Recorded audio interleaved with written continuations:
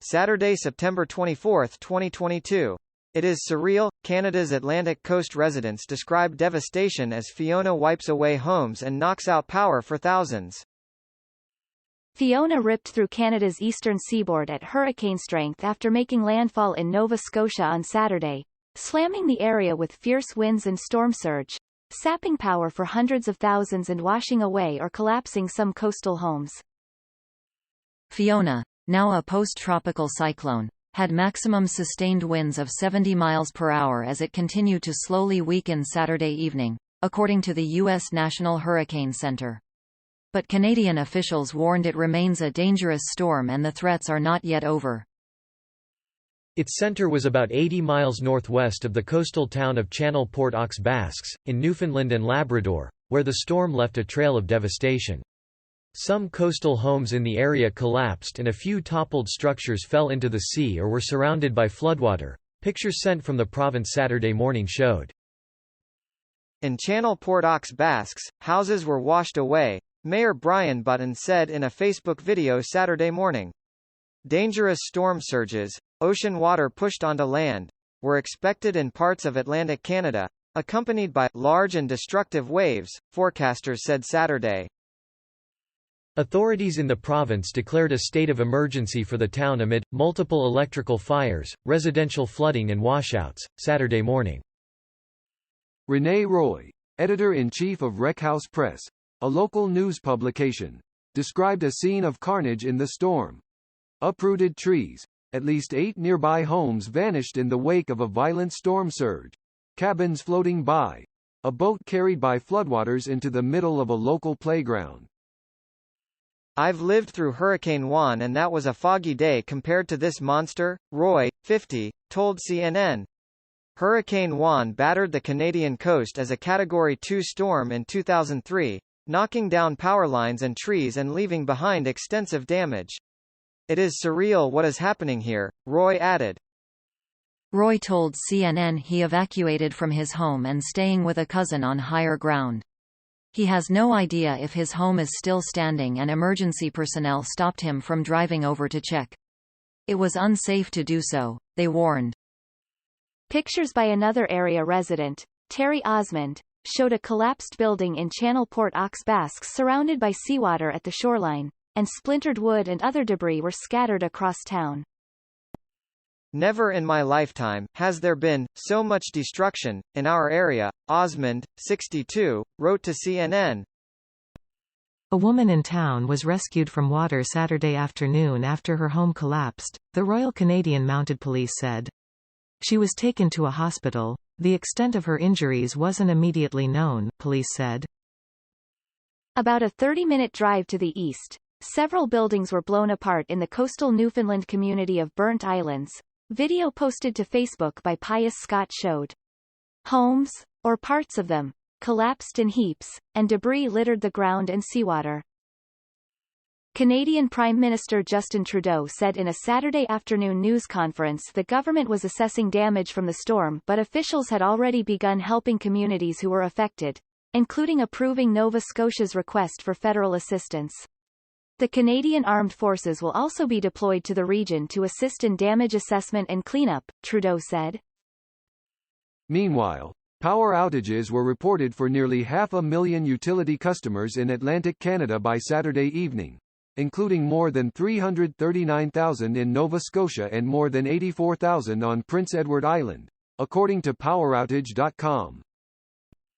Restoring power was among officials' biggest priorities, Nova Scotia Premier Tim Houston said during a Saturday news conference, describing shocking damage across the province, including communities whose roads had been washed out and littered with downed trees and power lines. But weather conditions were still too severe in many areas for crews to begin assessing and repairing damage, said Nova Scotia Power President and CEO Peter Gregg.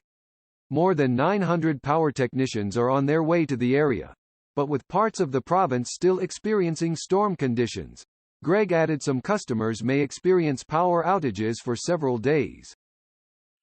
The storm made landfall in the darkness of early Saturday as a powerful post-tropical cyclone in eastern Nova Scotia, between Canso and Guysborough, and crossed over the province's Cape Breton Island.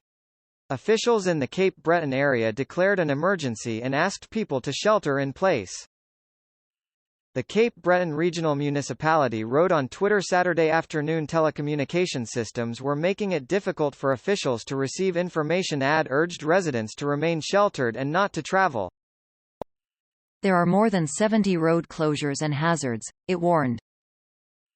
West of landfall, in Nova Scotia's capital, Halifax, an apartment complex's roof collapsed, forcing about 100 people to leave for a shelter, Mayor Mike Savage told CNN Saturday. The magnitude of this storm has been breathtaking, Savage later said in Saturday's news conference. It turned out to be everything predicted. Officials in Halifax said Saturday afternoon strong winds and risks of coastal flooding remained for the rest of the day and urged residents to stay off the roads while cleanup efforts were underway.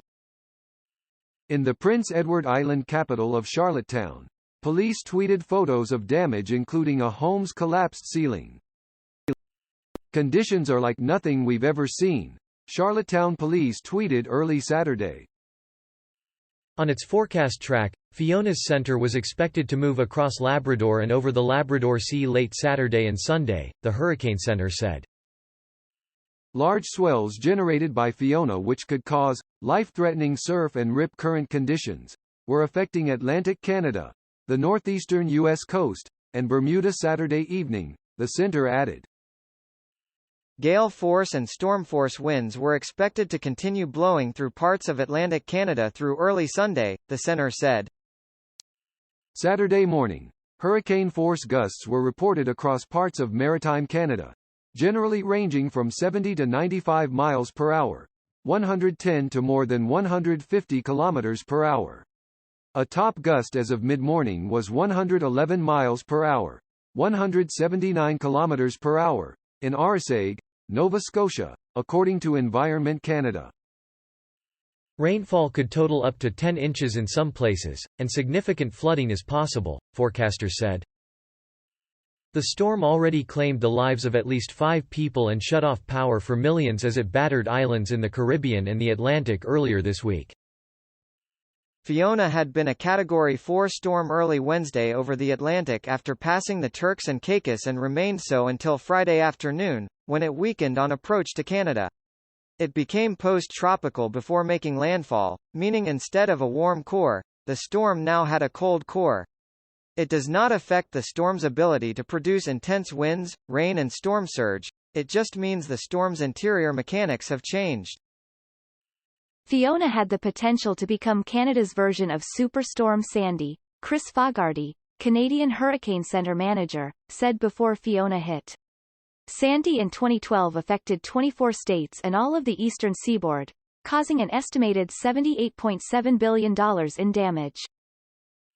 An unofficial barometric pressure of 931.6 MB was recorded Saturday at Hart Island, which would make Fiona the lowest pressure landfalling storm on record in Canada, according to the Canadian Hurricane Centre.